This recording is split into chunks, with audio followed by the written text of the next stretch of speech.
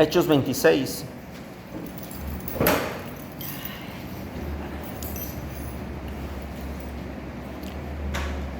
Versículo 24.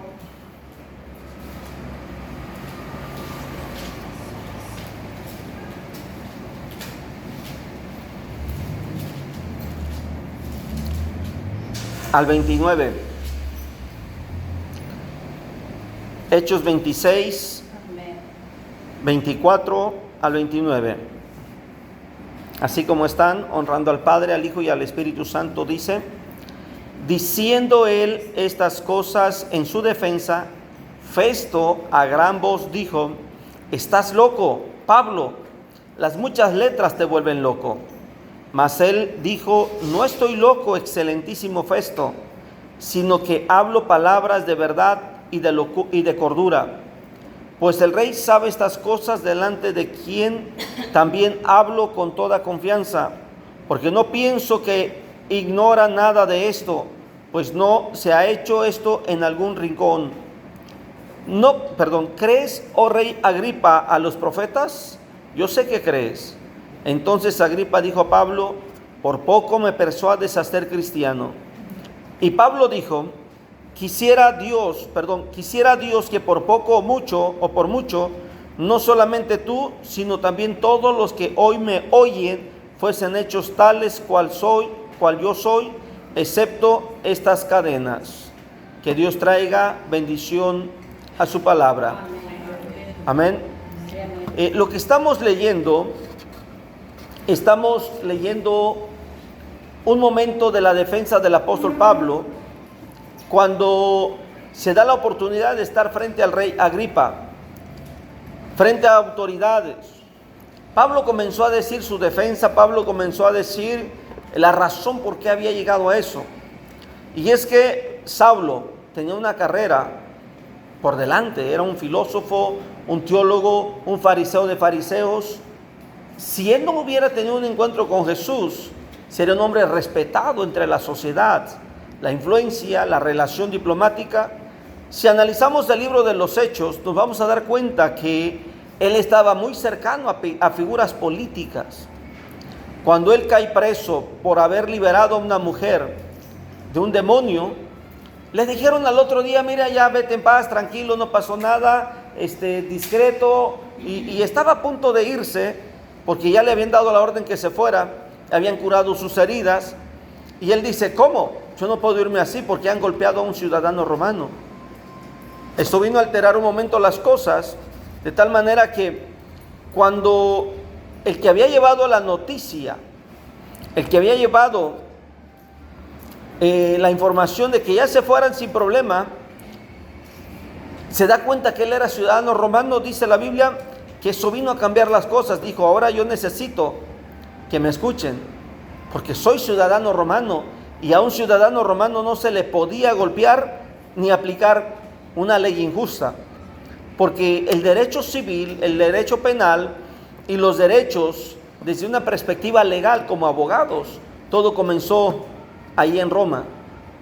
Entonces Pablo empezó a actuar de manera legal para pedir el derecho de estar frente a las autoridades.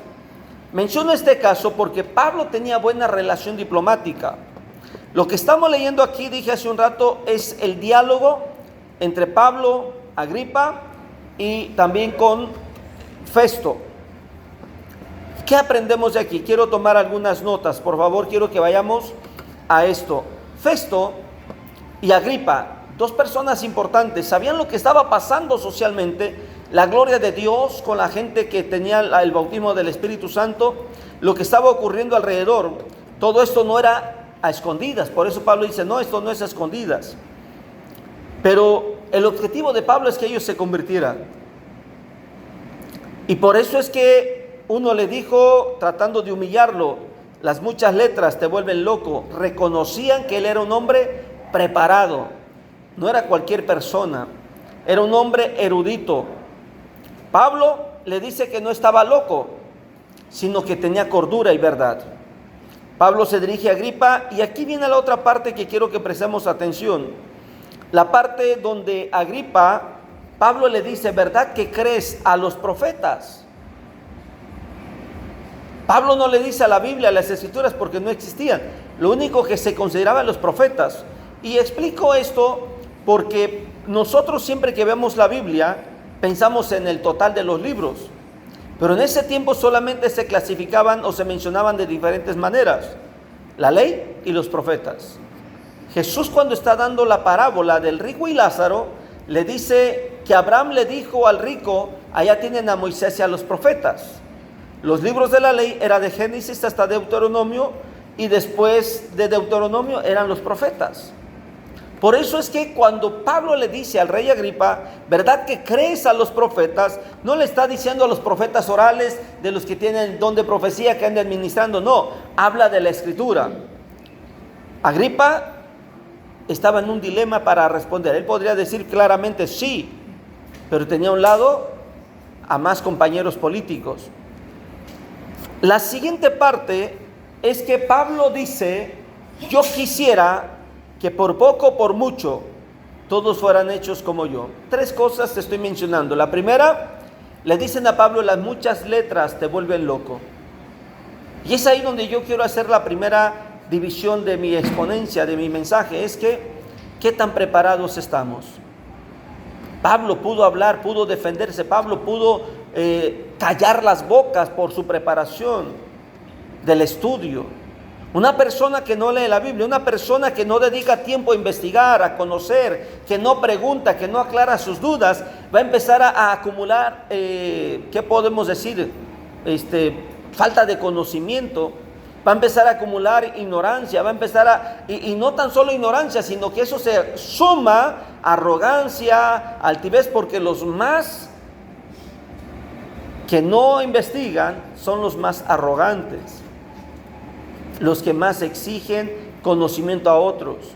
Una persona que lee, una persona que investiga, una persona que se prepara y busca respuestas, produce más humildad. Eso dice la Biblia, que había 2 iglesias, una que leía mucho y llegaban a casa, y no porque Pablo predicó, todos decían amén, no, llegaban e investigaban si lo que Pablo decía era verdad. Y dice la Biblia en el libro de los Hechos que esta iglesia era más noble, más atenta. En la iglesia de Berea. Y la otra iglesia, Tesalónica, ellos llegaban a casa y guardaban, vamos a usar el término actual, guardaban su Biblia y hasta el siguiente culto. Eso pasa. Una iglesia, una persona que tiene una relación con Dios, pero no investiga, claramente entonces no va a tener defensa. Pablo tenía defensa porque era un hombre preparado. Y no hay nada mejor que estar investigando, preguntando, sabiendo, conociendo. La preparación hace que cualquier cristiano haga una pausa, porque a veces pensamos que el Espíritu Santo nos va a sacar de ese apuro. Ay, es que Dios me prometió que cuando esté frente ahí, Él va a poner en mis labios lo que voy a responder. Sí, pero voy a poner un ejemplo. ¿Qué va a poner el Espíritu Santo? ¿Hablar cosas que no sabemos? Entonces somos robots. ¿Dónde queda nuestro libre albedrío? El Espíritu Santo va a poner y nos va a recordar las palabras y nos va a hacer hablar, defender de aquello que nosotros sabemos. Por eso es necesario llenar nuestro corazón de conocimiento para que el Espíritu Santo de ahí nos dé la aportación. Responde esto, di esto. ¿Sí me explico? La ignorancia en muchos cristianos es una identidad fácil de detectar, fácil de ver. Porque una persona que no estudia, que no investiga, que no le gusta documentarse todos los temas relacionados en la Biblia, tarde o temprano va a decir que Sansón no alcanzó la gracia porque mató a su hermano Abel, o que Caín le fue mal porque no le ayudó a su padre Noé. O sea, va a empezar a revolver historias. Déjese de historias, ojalá y nada más fueran las historias. El problema es que también va a aceptar otras doctrinas que no son bíblicas. Predicaciones en internet que aunque parezcan buenas y te motiven y hasta te hagan llorar, pero no tienen el respaldo bíblico. Y ese es el punto. Pablo era un hombre preparado, y cuando el Espíritu Santo va a ayudarnos a responder es porque sabe que nosotros tenemos suficientemente preparación. Va a decir, hermano, pues si ya estoy preparado, ¿para qué necesito al Espíritu Santo? No. Necesitamos al Espíritu Santo porque cuando estamos en una confrontación, nuestra mente se bloquea, nuestra mente no sabe, híjole, ¿qué voy a decir? Simplemente cuando sabemos que vamos a hacer un examen, investigamos, estamos nerviosos, a uno se truenan los dedos, nuestra mente se bloquea. Lo segundo que mencioné, cuando Pablo le dice a Agripa, ¿crees a los profetas? Eso se trata de la fe. Agripa sabía y conocía las Escrituras.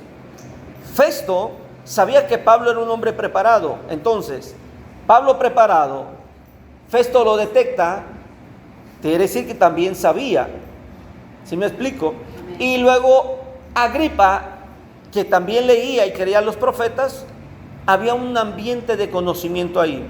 Solamente faltaba afirmar su fe. Porque Agripa le dice después, por poco me persuades a ser cristiano. Él ya era creyente, pero no era cristiano. Hay gente que puede leer la Biblia, pero no ha tenido el paso decisivo. Y hay gente que apenas me decía un hermano, ¿puede bautizar a mi yerno? Le dije, perdón, me dice, ¿puede doctrinar a mi yerno? Le dije, eso lo tiene que hacer su iglesia, el pastor a donde vaya. Me dice, no, es que no va a ninguna iglesia. ¿Y cuál es el punto? Que es que quiero que se bautice y él se quiere bautizar. Y dice que a donde yo le diga, se va a bautizar. Le dije, no, él debe de tener una identidad, buscar una iglesia, donde asistir, ser parte de la iglesia. Hay gente que tiene conocimiento de Dios, hay gente que tiene temor de Dios, pero no es cristiana. Pablo le dice a Agripa, ¿crees a los profetas? Yo sé que crees, por el diálogo que se estaba dando, por el encuentro, por el desenlace de los temas que se estaban llevando. Pablo se le queda viendo con una seguridad, yo sé que crees. Pero él solito confesó algo, no soy cristiano. Por poco me persuades a ser cristiano. Estaba diciendo, no soy cristiano. Hay gente que conoce de Dios, hay gente que busca de Dios, ora por las mañanas, pero no son cristianos. Y esa es la diferencia. Cuando Pablo se le queda viendo, yo creo que Agripa se sintió por un rato presionado, exhibido. Estaba a punto de aceptar a Cristo. Y eso vino a marcar su historia. Me atrevo a decir que hoy a lo mejor Agripa se arrepiente de no haber aceptado a Cristo. La Biblia no dice si después lo aceptó. La Biblia no asegura si lo aceptó o no. Pero por ver esta postura, Agripa se sintió más responsable de corresponder a la política, a las personas, a la influencia, a su estatus social, que a Cristo. Por poco me persuades. Esa es la respuesta de lo que grita su corazón. Porque él quería a los profetas, pero tenía temor de perder la relación política, el puesto, el cargo, las funciones que él tenía. Y es ahí donde nosotros vamos a aprender algo más. Siguiente parte de esta parte es el deseo de Pablo. Pablo dice, yo quisiera que pocos o muchos fuesen como yo. Cuando Pablo dice,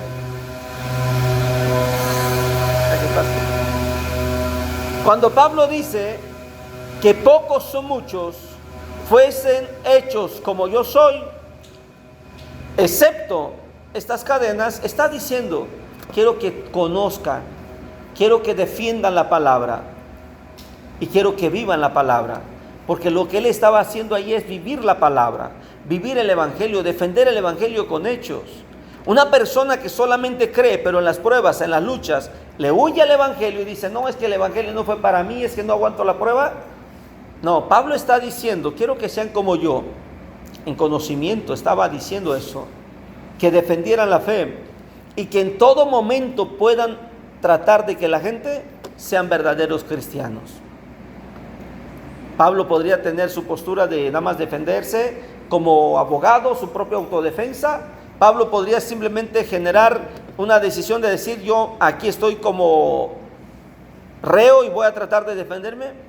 Él siempre exaltó el nombre de Cristo. Amén, amén. Siempre exaltó el nombre de Cristo. Por lo tanto, recapitulemos.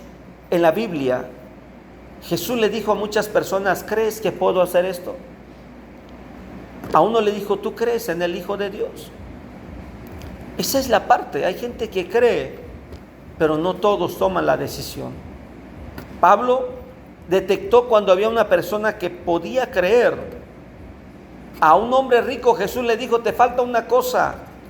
Hay gente que tiene conocimiento de Dios, que le falta solamente una cosa, y esa cosa a veces puede más que su forma de creerle a Dios.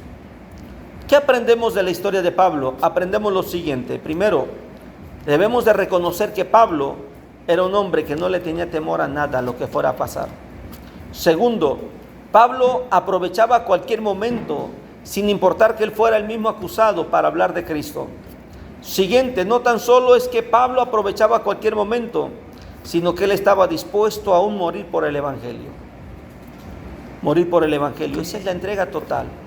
Un cristiano de aquellos tiempos era decisivo para entregar su vida por Cristo. Por lo tanto, por eso es que era común vender sus casas, sus propiedades, porque ellos estaban dispuestos, si estaban dispuestos a dar su vida, la casa era lo de menos. La vendían y llevaban el dinero para que la obra de Dios creciera.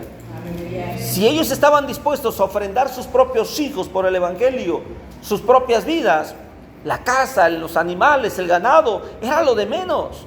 Pablo nos enseña que si yo creo y predico en cualquier lugar el Evangelio, también debo de estar dispuesto a dar mi propia vida por aquello que yo predico. Y esto es un sacrificio permanente. Por eso es que Pablo escribe que nuestro cuerpo debe de ser un sacrificio agradable delante de Dios. No tan solo en los ayunos, sino también en nuestra entrega y en nuestra actitud. Ante cada situación, Pablo estaba siendo acusado. Sabemos bien que Pablo, ninguna acusación era legal ni era justa. Ninguna acusación. Todas las acusaciones contra Pablo eran injustas. Cuando Pablo apela el derecho de ser ciudadano romano es porque le estaban tratando de despedir muy calladamente, que nadie se diera cuenta, y dijo, no, hay un derecho romano que tengo. Yo tengo que salir por la puerta grande, no tengo por qué salir a escondidas ahí que nadie me vea. Y si me preguntan, ¿por qué vienes así? Tengo derecho a decir por qué vengo así. Esto no significa de que Pablo haya bajadose de la cruz para reclamar, no. Hay que tener bien equilibrados nuestros conceptos, nuestros derechos como ciudadanos y nuestra fe. Todo tiene que estar bien equilibrado. Pónganse de pie, vamos a orar. Gran ejemplo, gran actitud, gran respuesta de Pablo. Vamos a orar.